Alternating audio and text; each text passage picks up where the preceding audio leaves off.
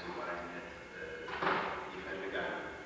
ስለዚህ በተቻለ መጠን እነዚህ እንግዶቻችንን እንድትተዋወቁና የተለመደውን የግል ህብረት የግል ፍቅር ለወገኖቻችን እንድትገልጹላችሁ በእውነት አሳስባችኋለሁ።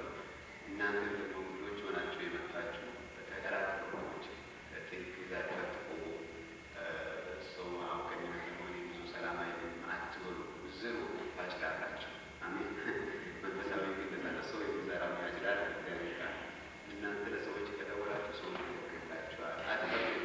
አንዳንድ ጸጋችን በማውጣት ነው የሚቀበሉና እንግድነት አይሰማችሁ። አንዳንዱ ሰው ላይ አቅጣጫ ወጥቶ ሲተዋወቅና እናንተ ተዋወቁ፣ ሰው ሰላም ብሎ ስልክ ተቀበሉ፣ ደውሉላቸው፣ እናንተ ተቀላቀሉ፣ ህብረት አድርጉ እና በአንድነት የእግዚአብሔር ስራ እንድንሰራ ሁላችን ይህን እናሳስባችሁ እወዳለሁ። ከዛ ውጭ ያው ወደዚህ እንድትወጡ ጠይቃችኋለን። ሁላችን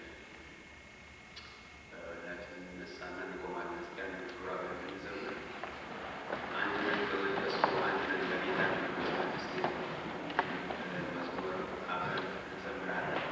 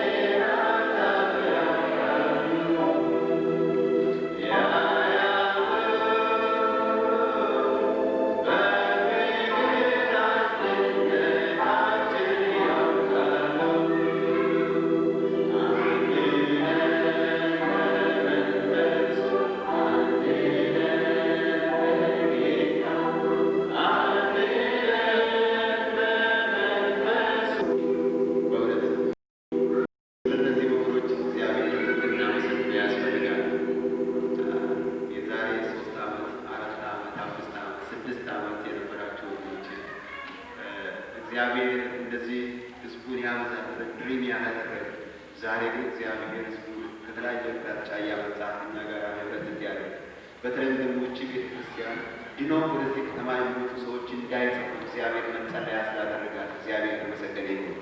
አንዳንድ ጊዜ ወገኖች ዝም ብለን ሰዎች ከሌላ ቦታ ሲመጡ ዝም ብለው ሌሎች ክርስቲያኖች መጡና እኛ ላይ ተጨምሩ ብቻ ነው የምንለው፣ ግን አይደለም። እግዚአብሔር እንዳይጠፉ እንዳያልፉ በዚህ ዓለም ውስጥ እንዳይዋጡ እግዚአብሔር ማረፊያን መጠለያ ስፍራ ለእነዚህ ወገኖቻችን አዘጋጅቷል። ጌታ ስሙ የተባረከ ይሁን እና እስቲ እንያቸው፣ እስቲ በእውነት ፍቅራችንን እንግለጽላቸው፣ እስቲ ዌልካም እንበላቸው ወደ እግዚአብሔር።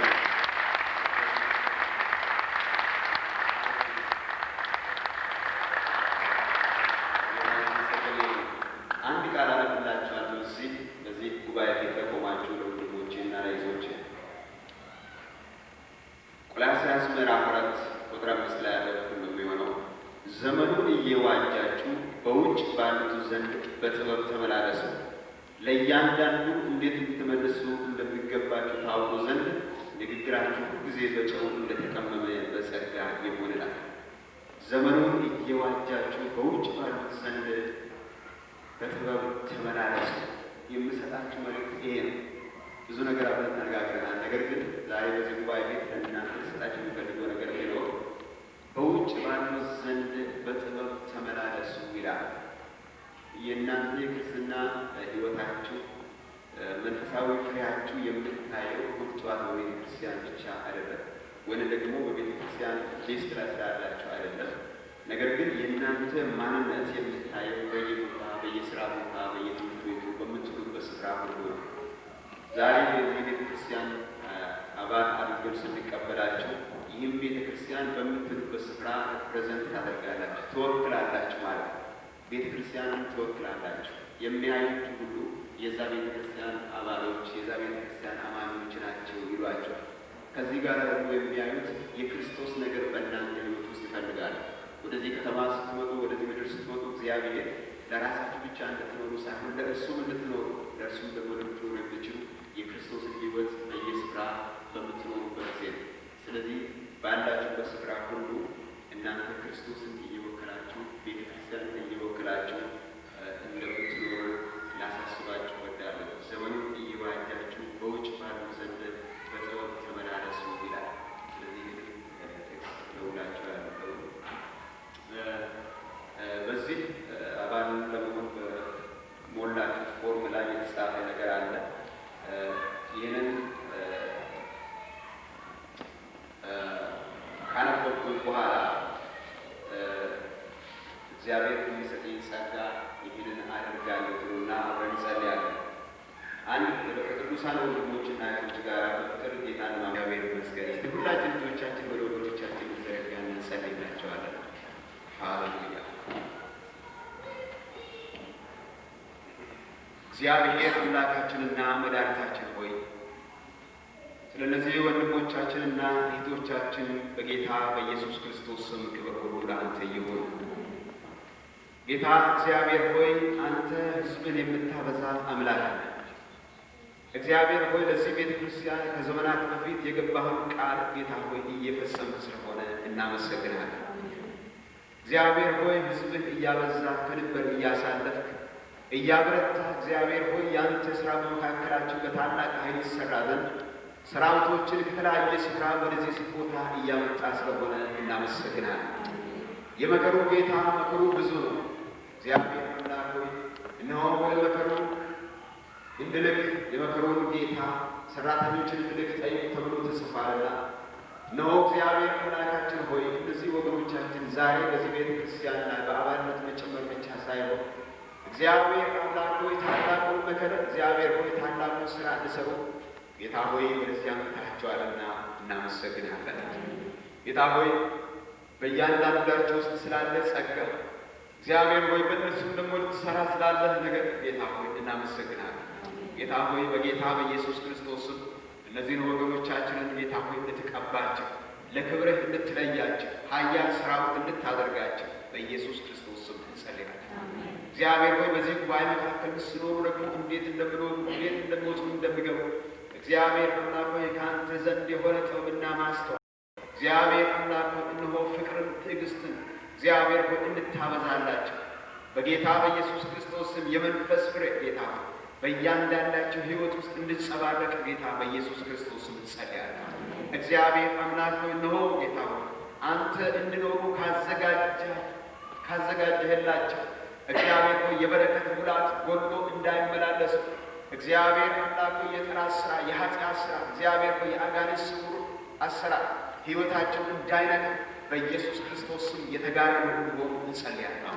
ጌታ ሆይ በስምህ ተጠርተዋልና ጌታ ሆይ በስምህ እንዲወጡ እንዲገቡ በቅዱስ አምላክ ተጠርተዋልና ሕይወታቸው ለአንተ እንዲቀደስ በበረከት አምላክ ተጠርተዋልና ሕይወታቸው በዚህ ከተማ ውስጥ እንድባረክ ሲወጡ ሲገቡ ሲሄዱ እነሆ የእግዚአብሔር ሰዎች ናቸው እንድባረክ የውስጣቸው ያለው ፍቅር በውስጣቸው ያለው መንፈሳዊ ግለት እግዚአብሔር ከራሳቸው አልፎ ለዚህ ቤተ ክርስቲያን የሚበቃ ይህን ቤተ ክርስቲያን የሚባርክ ይህን ከተማ የሚባርክ እንዲሆን እግዚአብሔር አምላክ በኢየሱስ ክርስቶስም እጅህን በእነሱ ላይ እንድታስቀምጥ በኢየሱስ ክርስቶስም እንጸልያለን። እግዚአብሔር በበረከት ይባርካቸው። እግዚአብሔር በጸጋ ሙላቸው። እግዚአብሔር በቅባት ይቀባቸው። እግዚአብሔር አምላክ ለክብርህ እንደሚገባ እንዲቆሙ ጉልበታቸውን አስጥ። እግዚአብሔር አምላክ ወደ ኋላ ደግሞ ጉልበት ከሚያደርግና የሚያስት እግዚአብሔር አምላክ ከተለያየ ጌታ እግዚአብሔር ክፉ ነገር ሁሉ እንድትጋርዳቸው በኢየሱስ ክርስቶስ ስም እንጸልያለን። እግዚአብሔር አምላክ ወንድሞቻችንና እህቶቻችንን ለአንተ ለታመኑ ለአምላካችንና ለጌታችን አደራ አሳልፈን እንሰጣለን። መልካሙ እውነት ጅማሬ በሕይወታቸው የጀመርክ አንተ ፈጻሚ ስለሆንክ እናከብርሃለን። ጌታ ሆይ ስምህ ይባረክ። ስለ ወንድሞቻችንና ስለ እህቶቻችን ሁሉ እናመሰግናለን፣ እናከብርሃለን። በጌታ በኢየሱስ ክርስቶስ ስም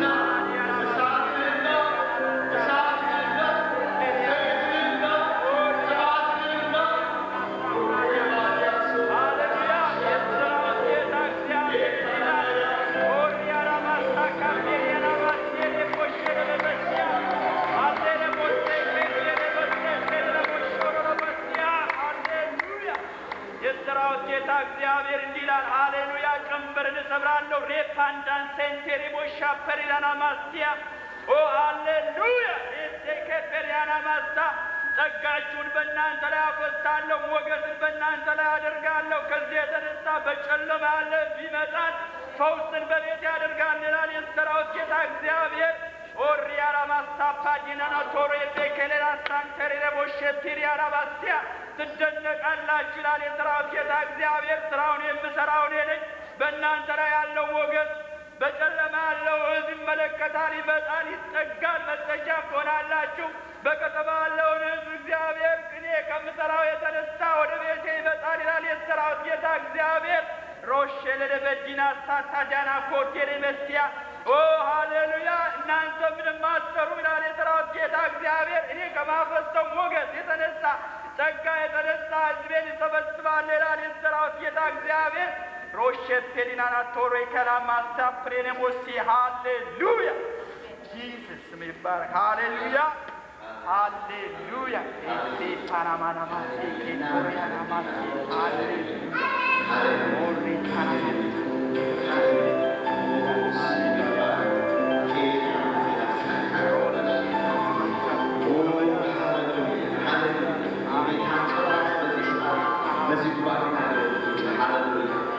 የእግዚአብሔር ቅባት መጥቷል። ቀንበርን የምትሰባበር የተረበሸውን የተጨነቀው ነፃ የሚያደርግ የደስታን ዘይት የሚሞላ የምስጋና መጎናጸፊያ የሚደርግ ዓይንን የሚከፍት ጆሮን የሚከፍት የሚዳስስ የሚፈውስ የሚለውጥ ሃሌሉያ ጌታ መንፈስ አለ። ሃሌሉያ ሃሌሉያ ሃሌሉያ ሃሌሉያ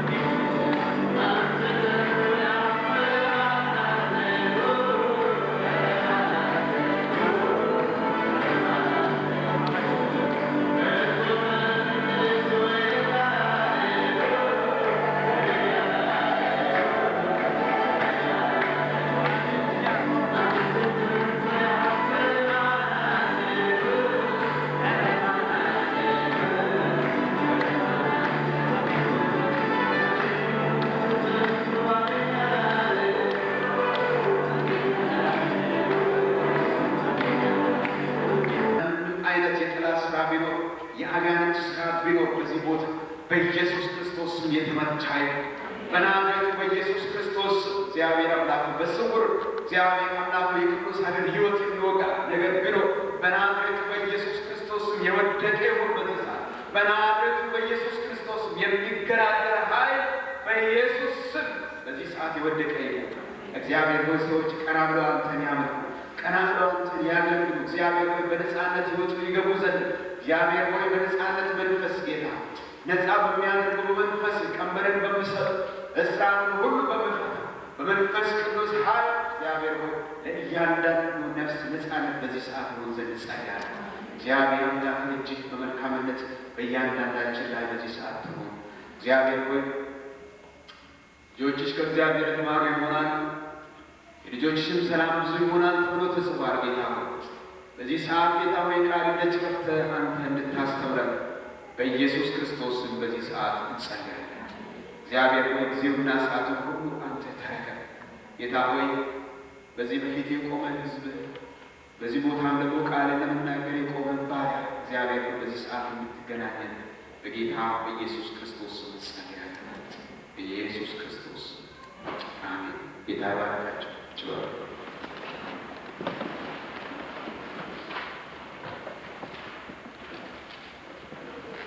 እግዚአብሔር የተመሰገነ ይሁን። ሃሌሉያ።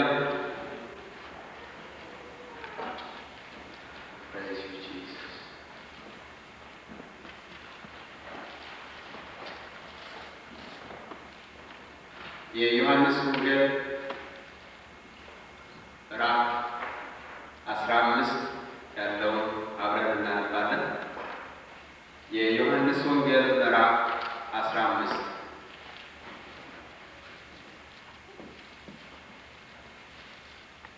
ወንጌል ምዕራፍ 15 ከቁጥር 1 እስከ 4 ያለውን በጌታ በኢየሱስ ክርስቶስ ስም አነባለሁ። እውነተኛ የወይን ግንድ እኔ ነኝ፣ ገበሬው አባቴ ነው። ፍሬ የማያፈራውን በእኔ ያለውን ቅርንጫፍ ሁሉ ያስወግደዋል፣ ፍሬ የሚያፈራውን ሁሉ አብስቶ እንዲያፈራ ያጠራዋል። እናንተ ስለነገርኳችሁ ቃል አሁን ንጹሐን ናችሁ። በእኔ ኑሩ፣ እኔም በእናንተ። ቅርንጫፍ በወይኑ ግንድ ባይኖር ከራሱ ፍሬ ሊያፈራ እንዳይቻለው እንዲሁ እናንተ ደግሞ በእኔ ባትኖሩ አትችሉም። እኔ የወይን ግንድ ነኝ፣ እናንተም ቅርንጫፎች ናችሁ ይላል። እግዚአብሔር ስለ ቃሉ እየተመሰገነ ይሁን። ሃሌሉያ፣ ክብር ለጌታ ይሁን። ባለፈው 2 ሳምንት በጀመርነው ርዕሳችን ላይ ነው ዛሬ የምንቀጥለው። ስለ ጸጋ ነው የምንነጋገረው። ባለፈው ሳምንት ስላልነበራችሁ በመጽሐፍ ቅዱሳችን ውስጥ የተጻፈው በዘመናችን ደግሞ እኛም ክርስቲያኖች የምንኖርበትን ስለ እግዚአብሔር ጸጋ ነው ዛሬ አብረን የምንመለከተው። ባለፈው ሳምንት የጀመርነው ሀሳብ እሱ ነው። ባለፈው ሳምንት ያየነው በጸጋ ስለመዳን፣ ወደ ጸጋው ለመግባት ደግሞ ከእያንዳንዳችን የሚፈለግብን ነገር እምነትና መታዘዝን፣ ያንን ሀሳብ አብረን ተመልክተናል። ዛሬ አብረን የምንመለከተው በጸጋ መኖር። ሃሌሉያ! በጸጋ መኖር ወይም ደግሞ የመኖር ጸጋ ዛሬ የምናየው ይሄ አለም። በኑሯችን ሁል ጊዜ አንዳንድ ጊዜ እንደቀልም አድርገን በጸጋ ይኖራል ገሌ የምንልበት ያለ በጸጋ ስለመኖር ይሄ ምን እንደሆነ ዛሬ ከእግዚአብሔር ቃል አብረን እንመለከታለን። ወገኖች እግዚአብሔር በዚህ መልእክት ውስጥ ለእያንዳንዳችሁ ምን እንዳለ እኔ አላውቅም። ነገር ግን የእግዚአብሔር ቃል እንዲህ ይላል፣ የእግዚአብሔር ቃል ሕያውና የሚሠራም ይላል፣ በሁለት ወገንም ከተሳለ ስለታም ሰይፍም የሚበልጥ ነው፣ ነፍስንና መንፈስን ጅማትንና ቅጽምን ይለያል፣ የልብንም ሐሳብና ስሜት ሁሉ ምን ያደርጋል? ይመረምራል። ጌታ ይመስገን ይሁን። ሰው አንድ ጊዜ ለአንድ ሰው ብቻ ሊናገር ይችላል። የአንድ ሰው ጉዳይ ብቻ ሊናገር ይችላል። እግዚአብሔር ግን በአንድ ጊዜ ለሺህ ለሚሊዮን ሰው መናገር ይችላል። ምክንያቱም እግዚአብሔር በእያንዳንዱ ሰው ልብ ውስጥ ያለውን የሚያውቅ አምላክ ስለሆነ። ባለፈው ሳምንት በጸጋ ድነናል ብለናል። ከዛ በኋላ ምንድን ነው መኖራችን? እንዴት መኖር እንችላለን? እግዚአብሔር አድኖን በቃ ሂዱ አለን ወይስ ደግሞ ካዳነን በኋላ በመንገዳችንስ የእግዚአብሔር ጸጋ ምን ይመስላል? ያዳነን ጸጋ እስከ መጨረሻም ደግሞ እንድንሄድ የሚረዳን በመንገዳችን የሚያቆመን ጸጋ እንደሆነ ዛሬ ከእግዚአብሔር ቃል እናነባለን። አንዳንድ ጊዜ እግዚአብሔርን ቃል ሳዘጋጅ አንዳንድ ነገሮች አስብና የእግዚአብሔር መንፈስ ወደ ልቤ ያመጣል። ትናንትና በብዙ ዘመን አስቤ የማላውቀው ነገር፣ ስለዚህ ስለ ጸጋ ሳስብ እግዚአብሔር በፊቴ አምጥቶ አስቀመጠ። ይህንን ነገር በየትም ቤተ ክርስቲያን በዘመኔ ሁሉ ቤተ ክርስቲያን ቆሜ ተናግሬ አላውቅም። ነገር ግን አንድ ጊዜ ይመስለኛል ለአንድ ሰው የተናገርኩ ይመስለኛል፣ አላስታውስም ቦታው። እግዚአብሔር እኛን በጸጋ ካዳነን በኋላ አሁን ደግሞ ክርስትና ሕይወት መኖር ስንጀምር እግዚአብሔር በመንገዳችን እንዴት እንደምረዳን ምሳሌ ይሆናችኋል ብዬ ነው ልናገር የምፈልገው። የምናገረው እግዚአብሔር በሕይወት ጥንት ያደረገውን ነገር ነግራችሁ እወዳለሁ። እግዚአብሔር በእናንተ ሕይወት ወገኖቼ ዓላማ ሲኖረው ሰይጣን አስቀድሞ እናንተን በብዙ አይነት መንገድ ለሞት ያዘጋጃቸዋል፣ ወይ ደግሞ እንዳትኖሩ የሞትን ጉድጓድ ይቆፍራል። በእናንተ ላይ ዓላማ ያለው እግዚአብሔር ደግሞ ያንን ጉድጓድ እየደፈነ እናንተን በሕይወት ያኖራል። እግዚአብሔር ተመሰገነ ይሁን። ስንቶቻችሁ በዛ እንዳለፋችሁ እኔ አላውቅም። ነገር ግን የምለው ነገር ግን እውነት ነው። ሙሴ የእስራኤልን ሕዝብ ለመታደግ እግዚአብሔር በእርሱ ላይ ምርጫ ነበረው። ፈርዖን ደግሞ ወዲያውኑ የእስራኤል ወንዶች እንደተወለዱ እንዲሞቱ ውሳኔ አስተላለፈ፣ ሙሴ በሕይወት እንዳይኖር። እግዚአብሔር ግን ለሙሴ ቤተሰብ ሞገስን ሰጣቸው፣ ድፍረትን ሰጣቸውና የፈርዖንን ትእዛዝ ሳይፈሩ ሙሴን ደበቁት። ለሶስት ወር ከደበቁ በኋላ መቆጣጠር ሲያቅታቸው እናትየዋ የሆነ ሳጥን ሰርታ ውሃ እንዳይገባበት አድርጋ ስሞት በዓይኔ ማየት አልፈልግም ብላ ውሃ ላይ ጣለችው ይላል። እግዚአብሔር ደግሞ ወዴት ወሰደው? ልጁን ወደ ፈርዖን ልጅ ወሰደውና ስትታጠብ አየችው። ልጁ ከመሞት ፋንታ እግዚአብሔር ወዴት ወሰደው? ከድሃ ቤተሰብ ወደ ቤተ መንግሥት አመራው። እግዚአብሔር የተመሰገነ ይሁን። ሃሌሉያ። ከኔ ጋር እንድትሆኑ እፈልጋለሁ ወገኖች። እግዚአብሔር ወደ ቤተ መንግሥት ወሰደ፣ ከሞት አዳነ። ኢየሱስ ክርስቶስ ዓለምን ለማዳን ወደ ምድር መጣ።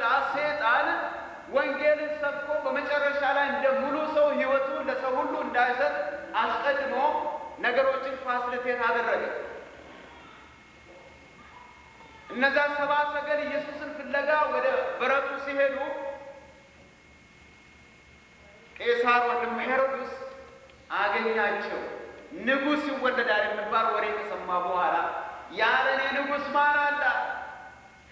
ሕፃን ተወልዷል ይባላል። ንጉሥ የሚሆን በአስቸኳይ ከ2 ዓመት በታች ያሉት ሕፃናት በሙሉ በዛ ምድር ከሚገኝ ሕዝብ ሁሉ እንዲያልቁ ውሳኔ አስተላለፈ። ሐሳቡ ሕፃናትን ለመግደል አልነበረም። ኢየሱስን እዛ ውስጥ ሊገድል ነበር ያለ። ነገር ግን እግዚአብሔር ለዮሴፍ ነገረው። እግዚአብሔር ተመሰገነው። እግዚአብሔርን ማንም አይቀርበው። ሃሌሉያ። እግዚአብሔርን ማንም ሊቀርበው አይችልም ወገኖች። ሰይጣን በተለያየ አይነት መንገድ ሊቀርብ ይፈልጋል፣ ግን እግዚአብሔርን ሊቀርበው የሚችል ማንም የለም። ስለዚህ እግዚአብሔር ልጁን ይዞ ተነሳል፣ ወደ ግብፅ ይዞት ሸሽ። ኢየሱስ በራሱ ጊዜ ተመለሰና የዓለም መድኃኒት ሆኖ በመስቀል ላይ ስለ እኔና ስለ እናንተ ሞት። ወገኖች ትዝ የሚለኝ ነገር ይሄ የሚናገረው ነገር ስለ ጸጋ ከምናገረው ጋር ስለሚሄድ ብናገር ደስ ይለኛል።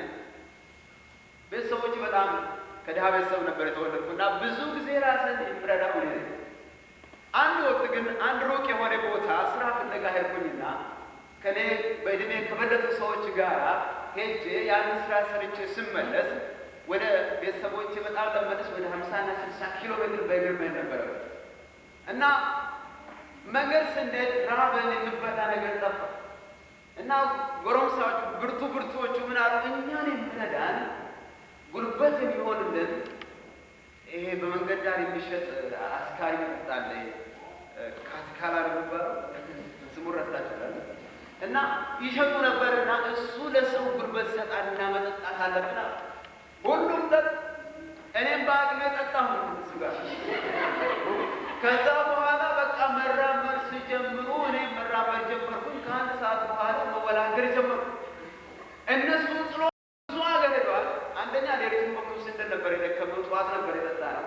ሁለተኛ ደግሞ የምበላ ነገር የለም፣ እህል የለም፣ እንቅልፍ ወተኛውን ምግብ የለም። በዚህ ላይ የሚያሰክርና የሚያንገዳግድ ነገር ጠጥቻለሁ። አሁን ሁሉም ሰራቸው ከዓይኔ ፊት ጠፉ። ስፍራው ደግሞ ተኩላዎች፣ አንበሳ፣ ነብር፣ ድብ ያለበት ሰው የሚያልቅበት በረሃ ውስጥ ብቻዬን ቀርቻለሁ። በጣም ደክሞኛል። በመጨረሻ አንድ እርምጃ ነበር ወሰድኩ። በቃ ከዚህ በኋላ ሰዎቹም ከዓይኔ ጠፍተዋል። አሁን ብቻዬን ከዚህ በኋላ መኖር እዛ መድረስ አልችልም። ሰውነቴም ደክሞኝ በቃ የማደርገው ነገር ወደ ጫካ ውስጥ ገብቼ በቃ እዛ እተኛለሁ፣ እዛ ሞታለሁ አለ። ዱር ነው፣ ቁጥቋጥ ነው፣ ጫካ ነው የምንሄደው። ከመንገድ ወደ 1/2 ኪሎ ሜትር ያህል ይሁን ወደ 300-400 ሜትር ይሁን ተራምጃለሁ። ወደ ውስጥ እጄ መሬት ላይ ተኛው። ከዛ በኋላ ታሪኬ ሊያበቃ ነው። የሚገርም ነገር ግን ከተወሰነ ሰዓት ከተኛው በኋላ አንድ ሰው እላዬ ላይ ቆሞ ሲጮህ ነው የማየው። ይሄ ልጅ ከየት መጣ? ምን አስመጣህ ይላል። እንዲያ እኔ ከፍቼ ስመለከተው አንድ የማውቀው የሰፈር ሰው ነው። ይህ ሰው ከሌላ ቦታ እርሱ እየሄደ ነበርና የገባ ወደዛ ስፍራ ለመጸዳዳት ነው። ተመልከቱ፣ የትም ቦታ መሄድ ይችል ነበር፣ ሌላ ቦታ ጎራ ማለት ይችል ነበር። ግን እግዚአብሔር ይህን ሰው ወደ እኔ መራ። ልክ እኔ በሄድኩበት መንገድ ሄደና መጥቶ ሊሞት የተዘጋጀው ሰው እዛ ተመለከተ። ቀና ብዬ ሳይ መራመድ አልችልም፣ መናገር አልችልም። እንደምንም ብሎ ጠየቀኝ። ከዛ በኋላ ያንዴ እሱ ጓደኛ አለ ጠራው። ከዛ በኋላ ተሸከሙ እና ዱላ ይዟል። ሁለቱም ዱላቸው መካከል ተቀመጣሉ። ዱላው ላይ ተቀመጡ። አንዱ በዚህ አንዱ በዚህ ያዘ። በቃሬዛ እንደሚይዝ ሰው ተሸክሞኝ ይሄዳሉ። ከዛ በኋላ ከብዙ እርምጃ በኋላ በጣም ጥሎኝ የሄደ ሰው ምግብ ገዝቶ ወደ እኔ ሲመጣ አየሁ። አስቀመጡ፣ አበሉ፣ በላው። ነፍሴ ተመለሰች። እግዚአብሔር ወገኖቼ፣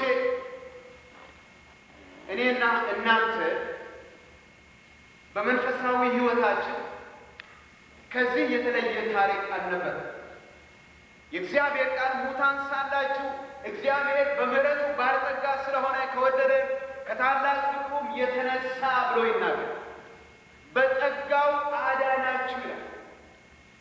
ከዛ በኋላ በጸጋው ካዳነን በኋላ እግዚአብሔር ይኸውልህ አድኛለሁ፣ ከዚህ በኋላ መንገዱ ያንተ ነው፣ የቻልከውን ያህል ሂድ ብሎ ማንኛችንም ለዚህ ነገር አልተወንም። እግዚአብሔር የተመሰገነ ይሁን። እነዚህ ሰዎች ከነበርኩበት ጫካ አውጥተውኝ ይኸው መንገዱ ይሄ ነው፣ ተሳስተህ ነበረ፣ አሁን ግን መንገዱ ይሄ ነው፣ በዚህ መንገድ ተራምደ ወደ ቤተሰቦች ተመለስ አላሉኝም። ከዛ ካወጡኝ በኋላ ተሸክሞኝ ብዙ መንገድ በእግራቸው ተራመዱ። ወገኖቼ፣ እግዚአብሔር ቃል የሚያስተምረን ዛሬ ይሄ ነው።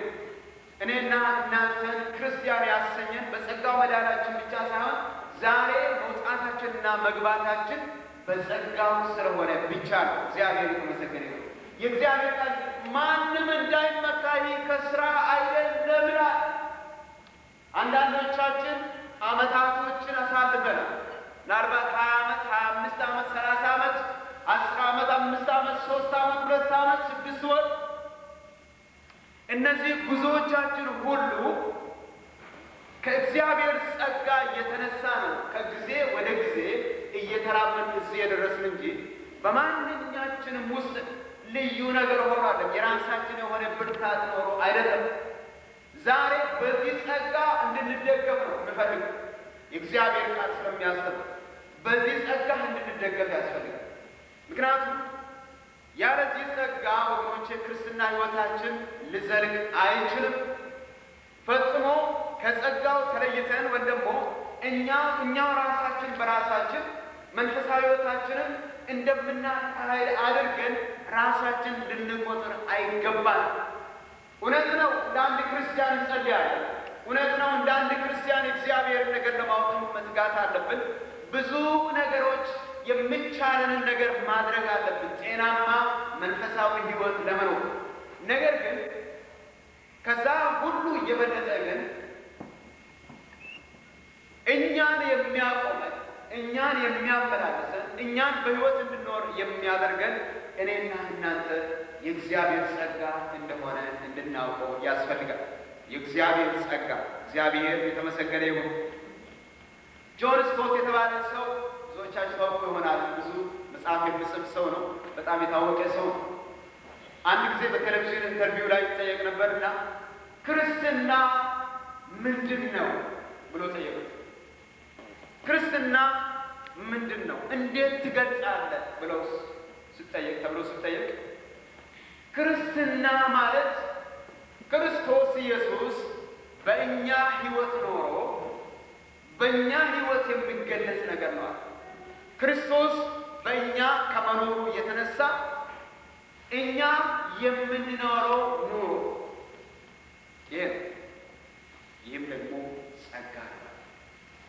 ክርስቶስ በእኛ ስላለ እኛ የምንኖረው ኑሮ፣ ስለዚህ የምንኖረው ኑሮ የክርስትና ሕይወታችን ከእግዚአብሔር ጋር ያለን ግንኙነታችን ክርስቶስ በእኛ ከመኖሩ የተነሳ እኛ የምንኖረው ኑሮ ነው እንጂ እኛ ራሳችን በራሳችን በገዛ ኃይላችን የምናንቀሳቅሰው ነገር እንዳልሆነ ነው የእግዚአብሔር ጸጋ የሚገልጽልን።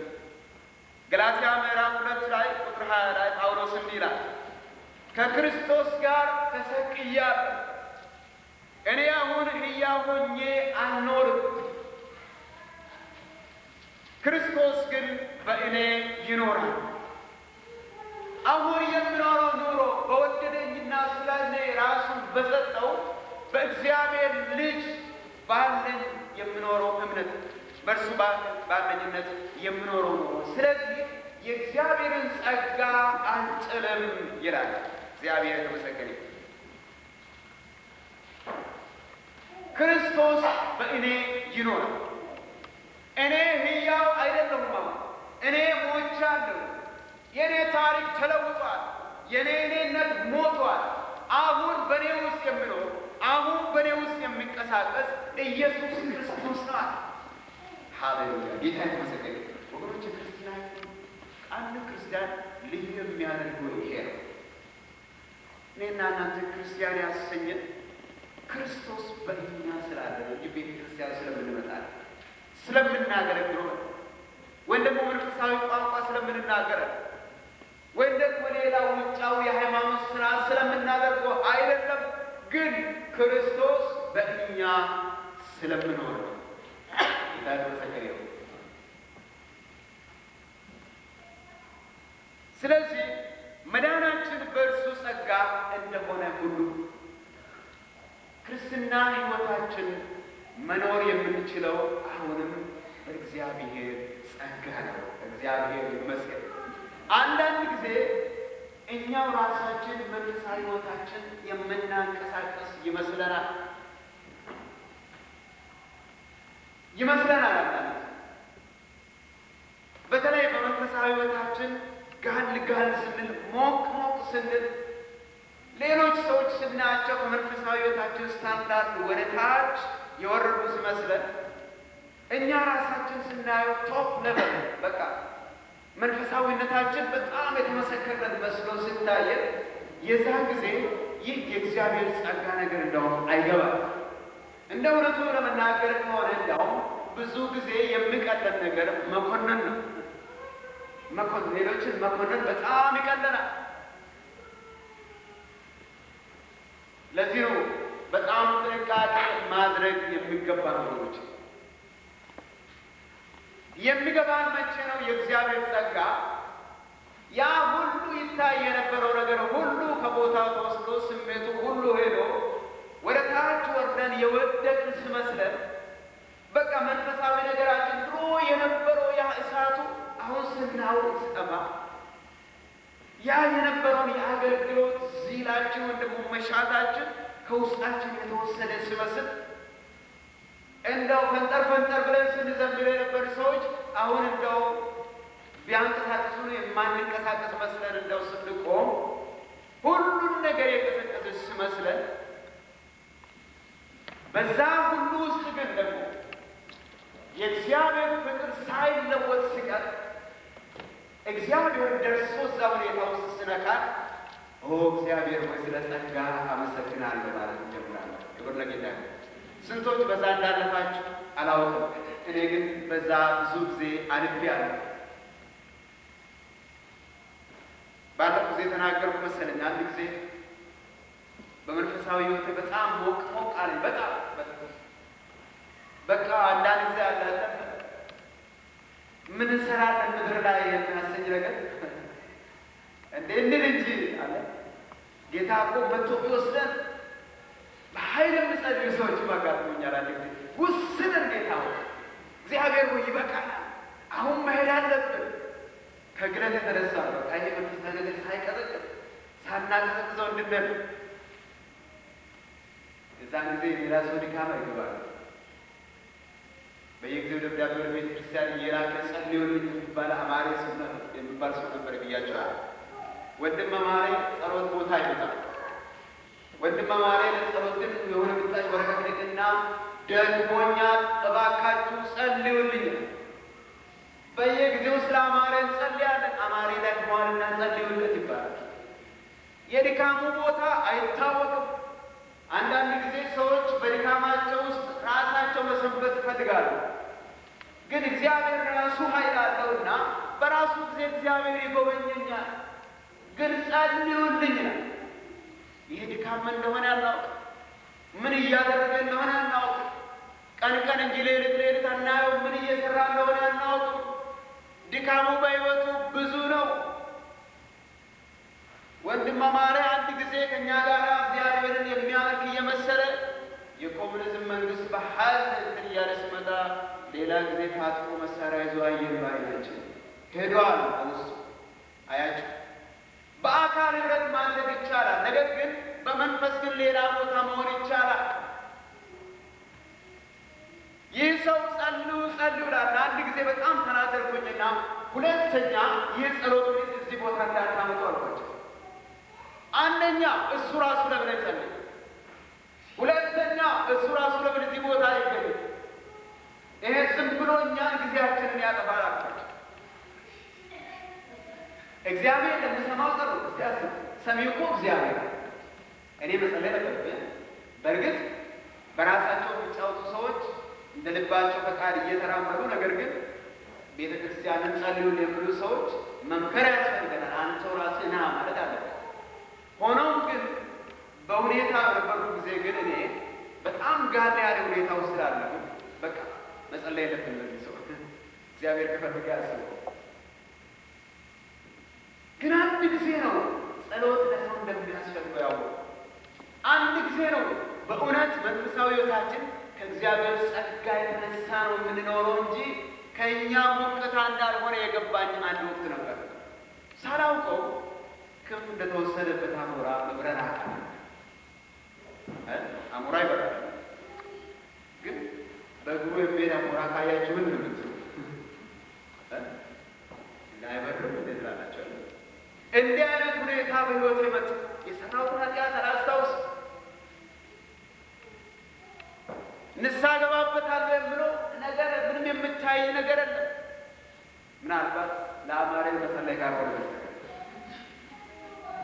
በኋላ እግዚአብሔር ሆይ ደከመኝ፣ እግዚአብሔር ሆይ ደከመኝ፣ እምባዬን አፍስሼ አለቀስኩ። እግዚአብሔር ሆይ ያ ነገር የለም፣ እግዚአብሔር ሆይ ያ የሚዳስሰኝ ነገር አሁን የለም፣ እምባም የለም፣ ለቅሶም የለም፣ አንተን መባረክም የለም። ወርጃለሁ፣ ተወስዶብኛል፣ የለሁም፣ እንዳማረ ሆኛለሁ።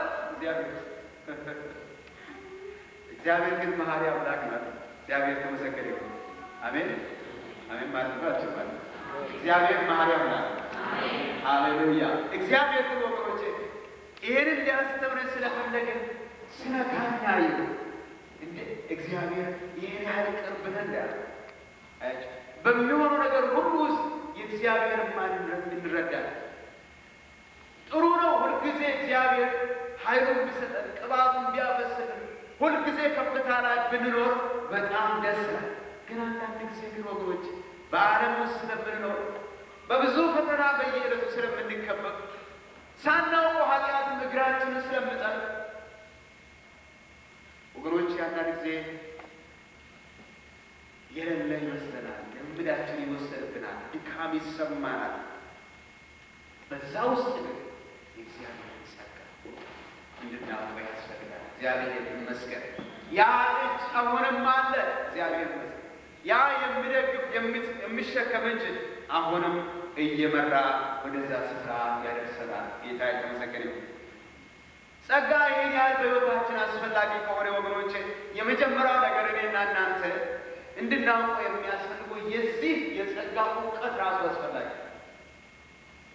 የእግዚአብሔርን ጸጋ አውቀን በጸጋው መደገፍ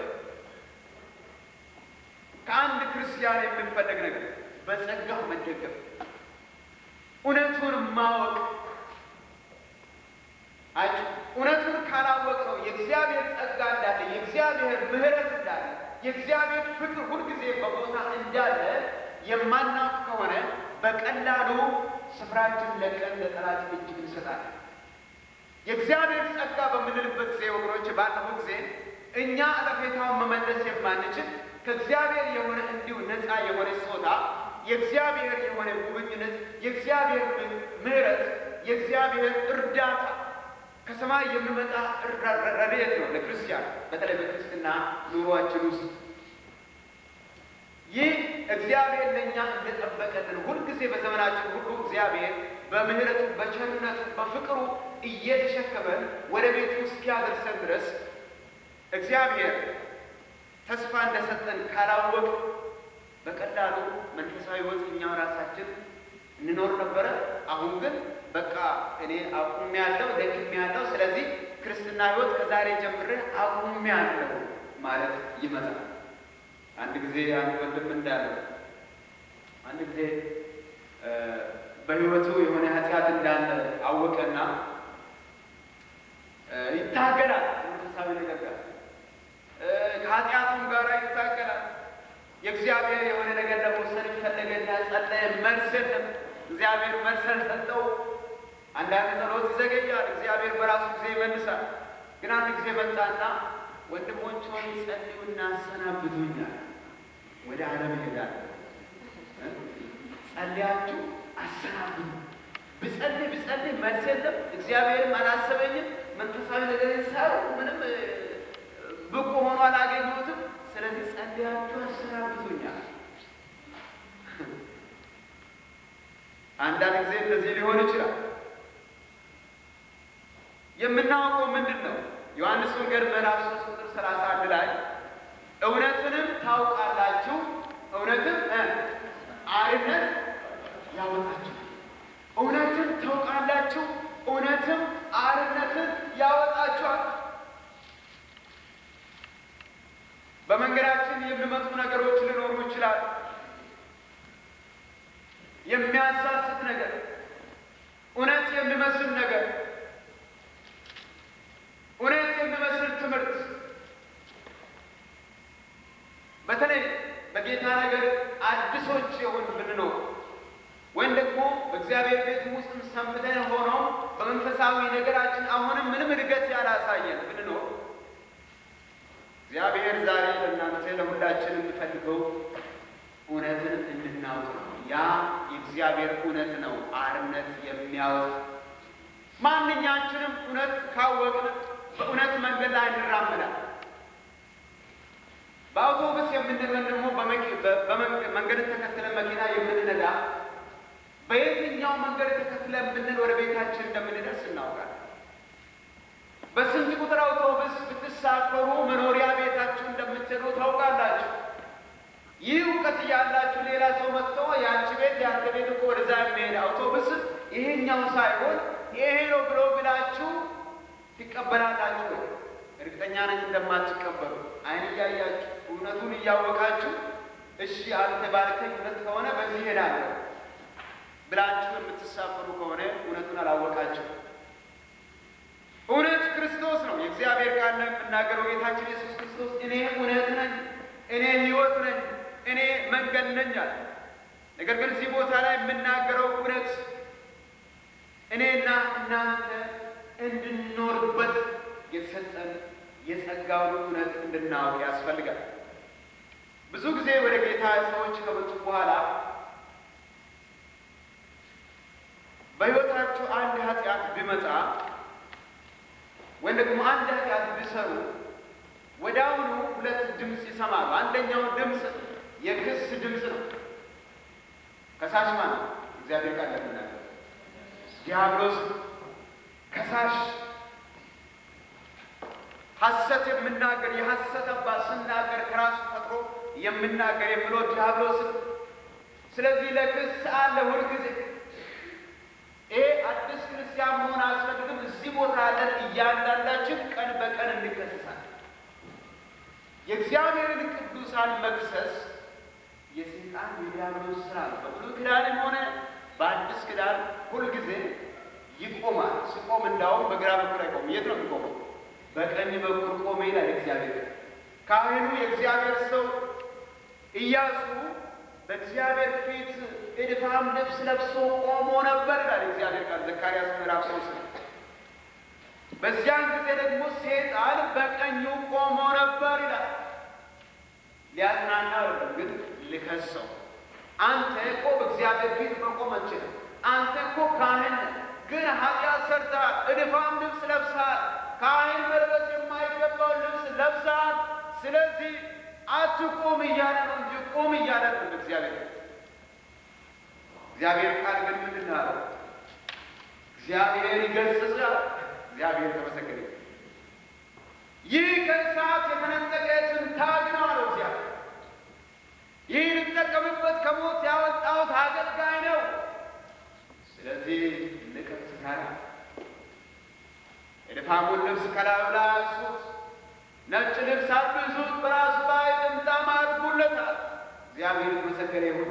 ካህን መልበስ የሚገባውን ልብስ ለበሰና ከእግዚአብሔር ምሕረት የተነሳ በእግዚአብሔር ፊት መቆም ቻለ። ወገኖችም ሰይጣን ሁል ጊዜ ይከሳል። በጥቃቅን ነገር በትንሹም በትልቁም በተናገራችሁትም ባደረጋችሁትም በሚከስበት ጊዜ እናንተን ወደ እግዚአብሔር ሀሳብ ሊያስጠጋችሁ አይደለም ሰይጣን የሚከሰው። የሚከሳችሁ ስፍራችሁን ለቃችሁ እንድትሄዱ ነው። እግዚአብሔር እንዳታመልኩ ነው። ወደ ኋላ እንድትመለሱ ነው። ኃጢአታችሁ ሜዲቴት እንድታደርጉ ነው፣ እንድታሰላስሉ ነው እንጂ የእግዚአብሔር ነገር እንድታስቡ አይደለም። ስለዚህ ከሳሽ ነው። ሌላው ድምፅ ደግሞ አለ፣ የሚወቅስ ድምፅ አለ።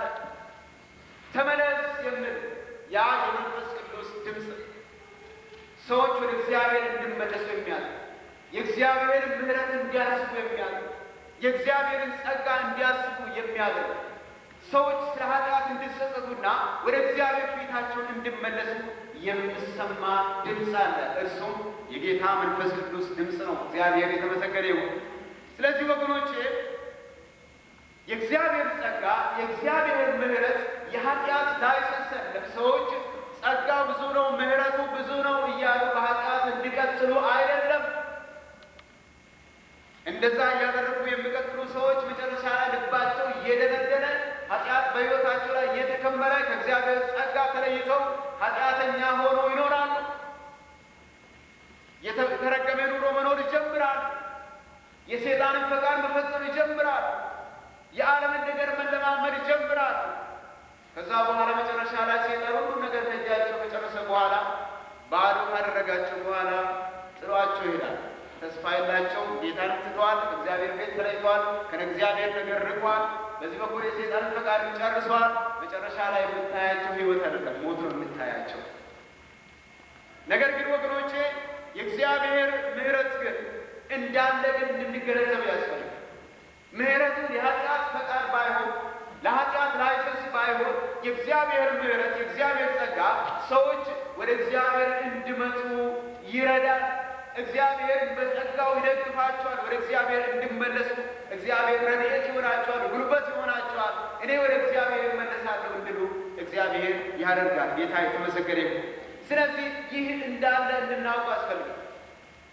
ትልቁ እውቀት ማወቅ ያለብን እውቀት የእግዚአብሔር ጸጋ ሁልጊዜ ይህ ያዳነን የእግዚአብሔር ጸጋ በዘመናችን ሁሉ እንደምረዳ ብንወድቅ ሊያነሳን እንደሚችል ብንደክም ሊያበረታን እንደምንችል በምናልፍበት ሁኔታ ሁሉ ውስጥ ከእኛ ጋር እንዳለ እንድናውቀው ያስፈልጋል።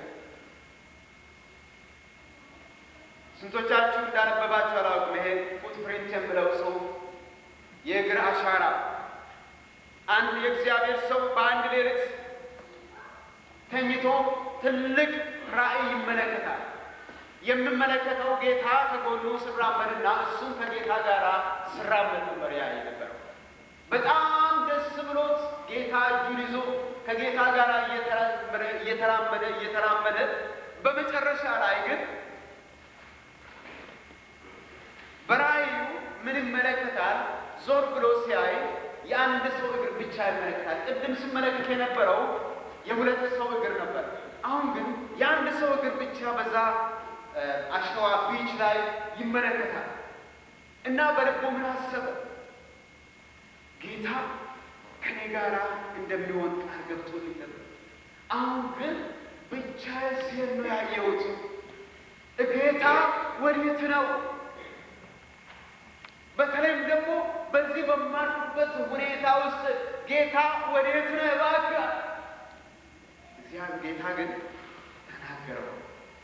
ልጄ ሆይ ያ ያየው እግር ያንተ እግር አልነበረም። አንተ በዚህ መንገድ ላይ ደከምክ። አንተ በዚህ መንገድ ላይ ዛቅ።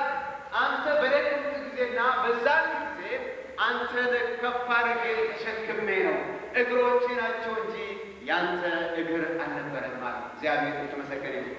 ወገኖቼ እኔና እናንተ እንደዛ እግዚአብሔር በዘመናት መካከል በምንደክምበት ጊዜ ሁሉ በጸጋው እየደገፈ እየተሸከመ ነው ወደዚህ ስፍራ ያደረሰን። ዕብራውያን 12:2 ላይ ብለናል። የእምነታችን ራስና ፈጻሚውን የእምነታችን ጀማሪ የእምነታችን ፈጻሚ የነገራችን ሁሉ መጀመሪያ የነገራችን ሁሉ መጨረሻ የሆነው ኢየሱስ ክርስቶስ ነው። ስለዚህ በጸጋው ሁልጊዜ እየተደገፍን እንድንኖር ያስፈልጋል። አዎ እንደ አንድ ክርስቲያን ብርቱ የጸሎት ሰው መሆን አለብን። እግዚአብሔርን ፊት የምንፈልግ መሆን አለብን። እግዚአብሔርን የምናገለግል መሆን አለብን። ወደ እግዚአብሔር ፊት የምንሮጥ መሆን አለብን። ከቅዱሳን ጋር ኅብረት ማድረግ የሚገባን ሰዎች መሆን አለብን። ከዛ ሁሉ በላይ ግን እኔንና እናንተን ሊያቆመንና ሊያበረታን የሚችል የእግዚአብሔር ጸጋ ነው። አሜን። የእግዚአብሔር ጸጋ ነው። ጌታ የተመሰገነ። እውቀት ያስፈልገናል። ሁለተኛው ከጸጋው ምንጭ ከሆነው ጌታ ጋር መጣበቅ አለ። ቅድም ያነበብነው ዮሐንስ 15:4 ላይ እናንተ ይላል ስለነገርኳችሁ ቃል አሁን ንጹሐን ናችሁና ቅርንጫፍ በወይን ግንድ ባይኖር ከራሱ ፍሬ ሊያፈራ እንዳይቻለው እንዲሁ እናንተ ደግሞ በእኔ ባትኖሩ አትችሉም። የእግዚአብሔር ቃል ኢየሱስ ክርስቶስ ግንድ እንደሆነ እኛ ደግሞ አማኞች የእግዚአብሔር ልጆች ደግሞ ቅርንጫፎች እንደሆን ይናገራል። ስለዚህ አሁን ለብቻችን የምንኖር አይደለም። ወደዚህ ወደ ጸጋው ባለቤት ወደ ምንጩ መጣበቅ ወንድሞ ራሳችን ወደ እርሱ ማስጠጋት አለብን ማለት ነው። ይሄ ነው የእኛ ኃላፊነት። ፋብሪኬት የምናደርገው ነገር የለም፣ የምንሰራው ነገር የለም። ነገር ግን እኛ የምናደርገው ምንድን ነው? ከዚህ ከግንዱ ጋር መጣበቅ። ቅርንጫፍ ፍሬ የሚያፈራው የማፍራት ምስጢሩ ግንዱ ላይ መጣበቁ ብቻ ነው። ከዛ ውጪ ሌላ ታሪክ የለም። ከዛ ውጪ ፍሬ ሊያፈራ አይችልም። ፍሬን የሚያፈራው በዛ በግንዱ ውስጥ ያለው የሚፈስ ነገር አለ።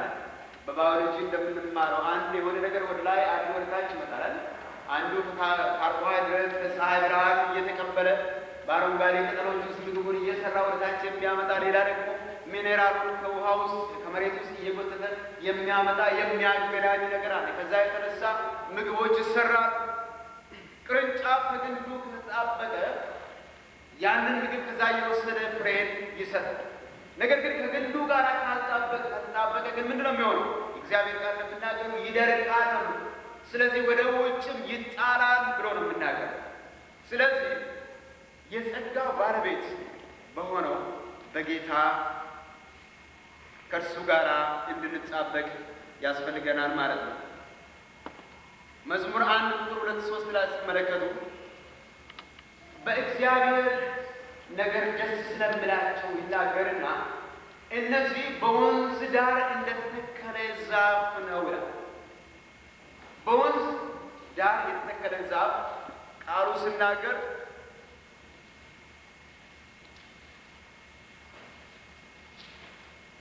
ፍሬውን በየጊዜዋ እንደምትሰጥ ቅጠሏም እንደማይረግፍ ዛፍ ይሆናል ይላል።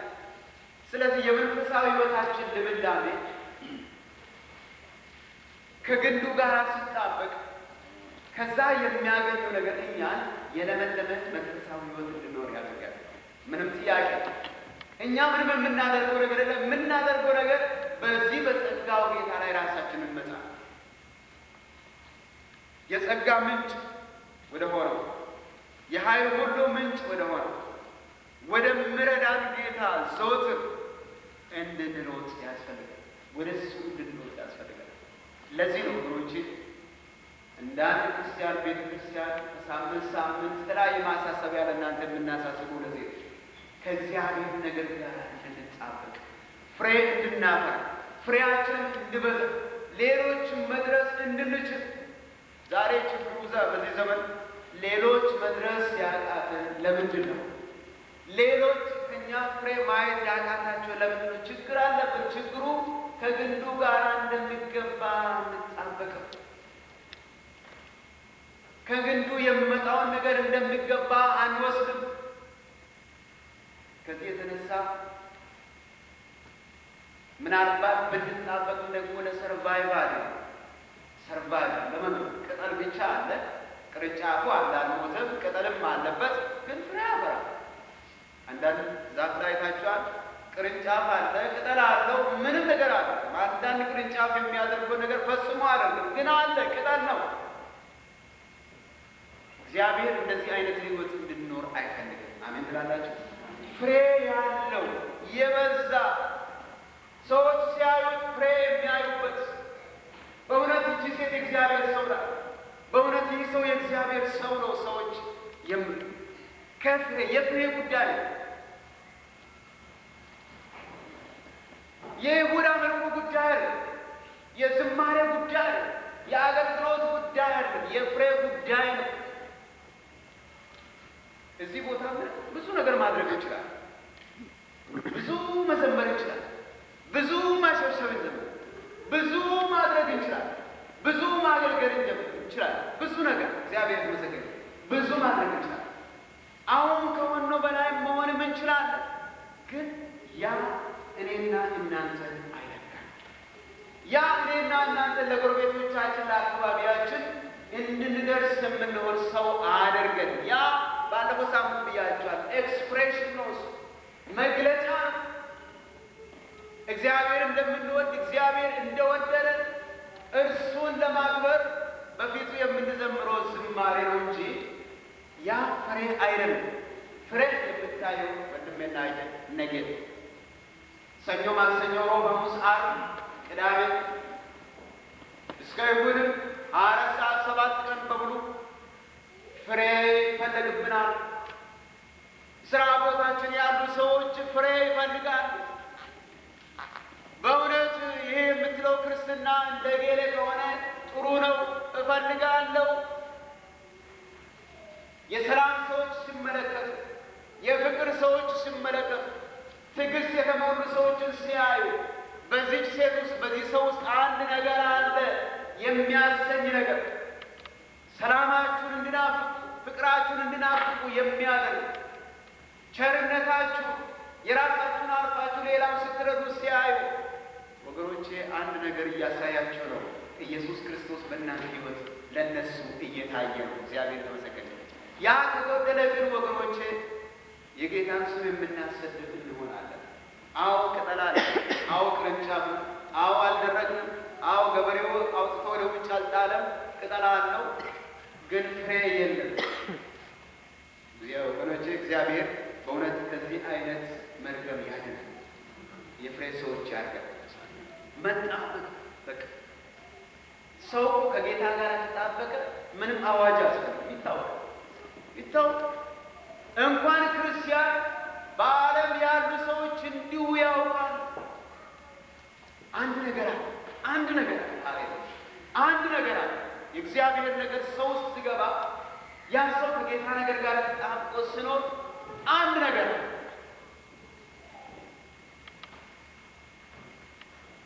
ሰዎች ሳኦልን አዩት። ከሳሙኤል ፊቱን መልሶ ሲሄድ እዚህ ቦታ ስትደርስ የእግዚአብሔር መንፈስ ያርፍብሃል፣ ትንቢት ትናገራለህ፣ ሌላ ሰው ትሆናለህ። ልክ እግዚአብሔር ሰው እንደተናገረ የእግዚአብሔር መንፈስ ሳኦል ላይ ወረደ ይላል። ሳኦል ትንቢት መናገር ጀመረ። እግዚአብሔር አዲስ ልብን ሰጠው ይላል እግዚአብሔር። ከዛ በኋላ ሰዎች እንዴ ሳኦል ከነቢያት ወገን ነው እንደ ማለት ጀምሩ ይላል። ምክንያቱም ትንቢት ተናገረ። ውስጡ ተለወጠ። የውስጥ ለውጥ አርቲፊሻል የሆነ ነገር ነው። ውጫዊ ነገር አለ። ክርስትና ነገር ግልጽ የሆነ ነገር፣ የህይወት ነገር፣ ከህይወት ውስጥ የሚወጣ ነገር ነው። አለበለዚያ እኛ የምናደርገው ነገር ሁሉም ሰው ሊያደርገው ይችላል። አለበለዚያ ማንም የዘመረውን ዝማሬ ሌላ ሰው ሊዘምር ይችላል። ማንም ያደረገውን አገልግሎት ሌላ ሰው ሊያደርግ ይችላል። እኔና እናንተ ግን የፍሬ ሰዎች የሚያደርገን ከዚህ ከምንጩ ጋር እንድንጣበቅ ያስፈልጋል ማለት ነው። ሌላው በዚህ ጸጋ ማረፍ ነው። ሶስተኛ በጸጋው ማረፍ። በጸጋ ማረፍ ምንድን ነው ማረፍ ማለት? እኛ የምናደርገውን እንቅስቃሴን ትተን ሙሉ በሙሉ ደግሞ በሱ ላይ ስንደገፍ ማንኛውም ነገራችን በጸጋ ላይ ተደገፈ ነው ብያቸዋለሁ። ብናገለግል፣ ብንኖር፣ ብንበረታ፣ ብንሮጥ፣ ምንም ነገር ብናደርግ፣ ነገር ግን አንዳንድ ጊዜ ነገራቸው የሚሆነው ነገር አንዳንድ ሰዎች በጣም ጸሎት ያመሳል። በጣም ከሚገባ በላይ ጸልያለሁ። አምንበታለሁ። እኔ ጸልያለሁ፣ አምንበታለሁ በጸሎት እግዚአብሔር ጸጋ አብዝቶላችሁ ለምን 3 ሰዓት ጸልዩ? ለምን በጌታ ፊት ቁጭ ብላችሁ አትሉ? ለምን ሳምንቱን በሙሉ ጾሙ? እግዚአብሔር ፊት ፍለጋ እግዚአብሔር ጸጋውን ካበዛላችሁ።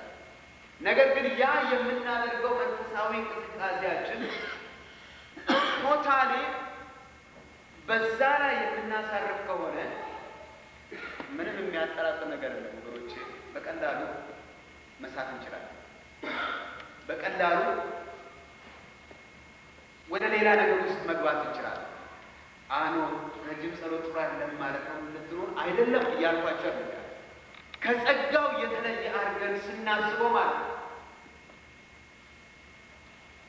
በዚህ ነገር ላይ ጸልዬ ነበረ፣ አሁንም ብዙ መጸለይ አለብን ብንል ጸጋውን ከረሳን፣ በጸጋው ካላረም ምን እንሆናለን?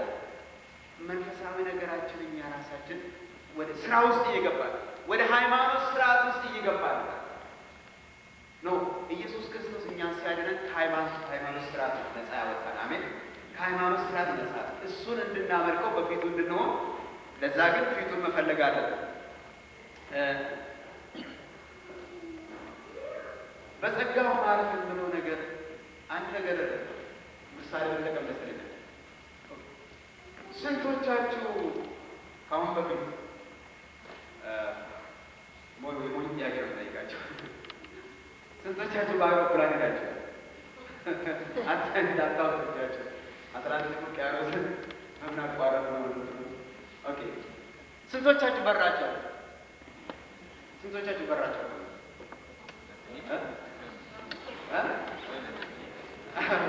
አሁን ያነጋግራቸዋል። ስንቶቻችሁ የገሌ በረራ ብላችሁ ወጣቱ ይበራል ብላችሁ ወጣቱ ብላችሁ ወጣቱ በተፈጥሮ ብላችሁ እኔ ብያለሁ የገሌ ዛሬ በረራል ብያለሁ። ከሰው ጋር ተነጋገር። ይህ አባባል ልክ ነው ወይስ አይደለም? ኦኬ። ሰው ይላል፣ ሰዎች ይላሉ፣ ግን አይደለም። ሰዎች ይላሉ ዛሬ በረራል ወይ ይበራል ይላሉ። ሁላችሁ መልስ መስጠት እንዳልፈለጋችሁ ሁሉ ነገሩ ልክ ነው። ማንም ሰው እስከ ዛሬ ድረስ ሰው የተባለ ሰው በሮ አውቅ። ግን ሰው በሚበር ነገር ውስጥ ተቀምጦ ይበራል። ገባችሁ? በሚበር ነገር ውስጥ ተቀምጠን ነው የበረን ነው። ግን በራሳችን ግን በረን አለ። ይህ የጸጋ ነገር እንደዛ እኔና እናንተ በአውሮፕላን ውስጥ ተቀምጠን እንደምንበረው ሁሉ ልክ ወደ ጸጋው ስንገባ፣ በእግዚአብሔር እጅ ውስጥ ስንገባ፣ በነገሩ ሁሉ ውስጥ በሚያሳልፈን ጌታ ውስጥ ነው የተቀመጠ። በእጆቹ ውስጥ ነው አለ። አሜን። እርሱ በምናልፍበት ሁኔታ ሁሉ ውስጥ ያሳልፈን። ከዛ ነገር አንድ ደቂቃ ብንወጣ የለንም። ኦኬ። አይሮፕላን ስትበሩ እኔ መጀመሪያ አካባቢ አሁን መቁጠር ትቻላለህ። ብዙ ጊዜ በርዳለሁ በአይሮፕላን። አሁን ቅርብ ጊዜ ድሮ 65ኛ 70ኛ እያልኩ ነበር። አሁን ከዛ ስላለፈ ትቻለሁ። እና የመጀመሪያ ብዙ ጊዜ ሲያስቸግረኝ የነበረው ከተቀመጥኩ በኋላ አይሮፕላን ተነስቶ እንዲህ ስል ትግል ነው የምጀምረው እኔ ከወንበሩ ጋር እንዲህ ማለት ነው። እንዲህ ስል ደግሞ እንዲህ እላለሁ ውስጤ። አንዳንድ ጊዜ አብራሪውን በጣም ረዳዋለሁ፣ ምክንያቱም አዘን ብለዋል። ስለዚህ መርዳት ነው አለብን። አሁን ደግሞ በዚህ በኩል ሲመጣ ደግሞ እንዲህ እላለሁ እና አንዳንድ ጊዜ ደግሞ እንትን ስል እንዲህ ነው፣ ወደ ላይ ደግሞ ከፍ ስል እንዲህ መያዝ አለብን። አያችሁ፣ መርዳት አለብን ሁልጊዜ። በኋላ አንድ ጊዜ ቀኝ ስመለከት ያንኮራፋል፣ በግራ በኩል ስመለከት ያንኮራፋል፣ ይሄም ያንኮራፋል፣ ይሄም አልፎ ምንድን ነው እኔን እዚህ ወዲያ ወዲህ የሚያስገኝ? ምንድን ነው እሱ? እስቲ እንደነሱ ይቀበላል ዘፍ ይላል። ሃሌሉያ! ይህ እኮ ጌታ አይኖረው። እኔ ምናልባት ጌታ ብላውቅ ይችላል። እኔ ክርስቲያና ጌታ አውቃለሁ። ምን ነፍሴን በእጄ ምን ያስጠበቀኝ ማለት ነው። ከዛ በኋላ በቃ እየተረጋጋ መጣ። ያችሁ ለብሩ እየቀነሰ ግን ይሄ አነዳድ ትላላለህ እዚህ አወርደኝ ብለውስ ፈርስት ኦፍ ኦል አይሮፕላን ውስጥ አለመግባት ነው እንጂ ከገባችሁ በኋላ መነጫነጫ አልፈልግም። አርፎ መቀመጥ፣ ምንም ነገር ማድረጋችሁን ከገባችሁ በኋላ ምንም ነገር ወራጅ አለ ብትሉ ኖ ዌይ የሚቆም ነገር የለም።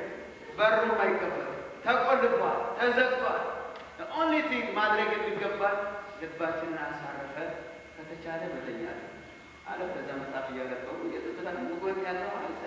እንዴት ነው ቀሩ ዛሬ ማለት ነው። እንደዚያ አለበለዚያ ጸጋ እንደዛ ነው። አሁን እኔና እናንተ ስንድን ጌታን ስንቀበል ወዴት ነው የገባነው? ወደ እግዚአብሔር የጸጋ መርከብ ውስጥ ነው የገባነው። እግዚአብሔር ይመስገን። በቃ ገብተናል እዛ ውስጥ። ኃጢአት አንሰራም ማለት ነው። ሰዎች ላይ እንሳሳታለን። አንደግም ማለት ነው፣ እንደግማለን። አንወርቅም ማለት ነው፣ እንወርቃለን። ሰዎች ነን። ነገር ግን እግዚአብሔር በልጁ በኢየሱስ ክርስቶስ በደሙ ማኅተም በእያንዳንዳችን ላይ አድርጎ እግዚአብሔር ተመሰገነ ይሁን። ግባ እግዚአብሔር ይባረክ። በእያንዳንዳችን ላይ ታትሟል። ስለዚህ በእግዚአብሔር ጸጋ ውስጥ ወደዛ ወደ መርከብ ውስጥ ገብተናል ማለት ነው። ወደ አውሮፕላኑ ውስጥ ገብተናል። ከዛ በኋላ ከእሱ ጋር ነው የምንበረው፣ የሚያበረው ሰው። ስለዚህ እየበረርን ነው። ግን የምንበረው በዛ በሚያበረን ነገር ውስጥ ሆነን ነው የምንበረው። ሃሌሉያ! ጌታ የተመሰገነ ይሁን። እንደዛ ነው ጸጋው። በመንፈሳዊ ሕይወታችን የሚረዳን ጸጋ እግዚአብሔር ቃል ብለው ምንድን ነው? በሚያስፈልገን ጊዜ የሚረዳን ጸጋ እንድንቀበል ወደ ጸጋው ዙፋን በእምነት እንቅረብ። መቼ? በሚያስፈልገን ጊዜ ስንደክም እግዚአብሔር ሆይ ብርታት ያሻኝ፣ ረድኤትን ከሰማይ ከአርያም ላክልኝ። እግዚአብሔር ሆይ በመንፈስ ሙላኝ፣ ደክሞኛል፣ አሁን ያሻኛል። ዕለት በዕለት ከእግዚአብሔር ነገር ለመቀበል ወደ እግዚአብሔር ለዚህ ነው ወደ መጣበቅ የሚያስፈልገው። ወደ ምንጩ መጠጋት ከጊዜ ወደ ጊዜ በሚያስፈልገን ጊዜ የሚያስፈልገን ጸጋ እንድንቀበል ይላል እግዚአብሔር ቃል። የሚያስፈልገን ጸጋ አለ። ሃሌሉያ! ለእያንዳንዳችን የሚበቃ ጸጋ። ለዚህ እኮ ነው በእግዚአብሔር ቤት ውስጥ ያለ ነው። ለዚህ ነው እያንዳንዳችን ዛሬ በእግዚአብሔር የተገኘንበት ምክንያት ለእያንዳንዳችን የሚበቃ ጸጋ እግዚአብሔር ስላለ ነው። ጌታ የተመሰገነ ይሁን። ያለዛ ጸጋ ግን ምንድን ነው የምናደርገው? ስራ እንጀምራለን። በቃ ሁሉን ነገር በእኔ ጸሎት ነው፣ በጾሜ ስላልጾሙ ስላልጸለይኩ እንዲህ ነገር የሆነው እንዲህ ነው። ታምሜ ተፈውሼ ነበረ፣ ነገር ግን ህመሙ እንደገና ተመለሰብኝ። ለምን? እኔ ጸሎት ስላቆምኩ ነው። በጣም ሆኖ ነበረ፣ ግን እኔ አሁን ጸሎት አቆምኩኝ። ከዚህ የተነሳ ይሄ ነገር እንደገና ተመልሶ መጣ። አይደለም ወገኖች፣ የመጣ ነገር ምናልባት መልኩን ለውጦ ሌላ ነገር መጥቶ ይሆናል እንጂ ያን ነገር እግዚአብሔር ከእናንተ ላይ ካነሳ፣ ፈርስት ኦፍ ኦል እግዚአብሔር ካነሳ አይመለስም። አሜን። እግዚአብሔር ጨዋታ ከህዝቡ ጋር ይጫወታል። እግዚአብሔር ነጻ ሲያደርግ ነጻ አድርጎ፣ ምናልባት የመጣ ነገር ሌላ ጉዳይ ነው። ስለዛም ሌላ እርምጃ ያስፈልግ ይሆናል። ከዚህ ውጭ መንፈሳዊ ሕይወት የሆነው እኔ አያችሁ መጸለይ ሁሉን ነገር ጥሩ ነው ብያችኋለሁ። ግን ሁሉን ነገር ከጸጋ ላይ የተን ማየት የለብንም። በቃ ሁሉን ነገር በጸጋ ውስጥ አጠቃለን ልናየው የሚያስፈልገን። ጸጋው በእምነት አድኗችኋል ነበር። ይህም ደግሞ የእግዚአብሔር ስጦታ ነው እንጂ ማንም ደግሞ እንዳይመካ። ማን የምንመካበት ነገር ግን የምናደርገው ነገር ግን እናደርጋለን። የምናደርገው ነገር ግን ከጸጋው በታች። ጸጋው ግን በሕይወታችን የበላይነትና የመጀመሪያ ቦታ እንዲይዘው ያስፈልጋል ወገኖች። ስለዚህ እግዚአብሔር እኛን ካዳነን በኋላ የቀረውን የመንፈሳዊ ሕይወታችን ጉዞ ተወጡ ብሎ አልተወለደም። ነገር ግን ሁልጊዜ ባዳነን ጸጋ ከእኛ ጋር አብረው እየሆነ በሚያስፈልገን ነገር ሁሉ ልረዳን ጌታ ከጎናችን ነው። እግዚአብሔር ይመስገን። ሃሌሉያ! እግዚአብሔር ለእስራኤል ሕዝብ ምንድን ነው ያለው? አትፍራ፣ አትደንግጥ፣ አትፍራ፣ እኔ ካንተ ጋር ነኝ። እስራኤል ሆይ፣ ያዕቆብ ሆይ፣ በውሃ ውስጥ ባለፍ ጊዜ አትፍራ፣ በእሳትም ውስጥ ባለፍ ጊዜ ነበልባሉ አይፈጅም፣ አትቃጠልም፣ እኔ ካንተ ጋር ነኝ። እግዚአብሔር ይመስገን። ይህ እኮ እግዚአብሔር ባለ ሁሉ ይመጣል። ስለዚህ በዚህ ደስ እንድን ያስፈልጋል ወገኖች። የእግዚአብሔር ጸጋ ሁልጊዜ እንድንተዋወቅ ያስፈልጋል። የእግዚአብሔር ጸጋ ያስችለናል። የእግዚአብሔር ጸጋ ያቆመናል። የእግዚአብሔር ጸጋ ያበረታናል። ጌታ የተመሰገነ ይሁን። ሁላችንም ተነስተን እንጸልያለን።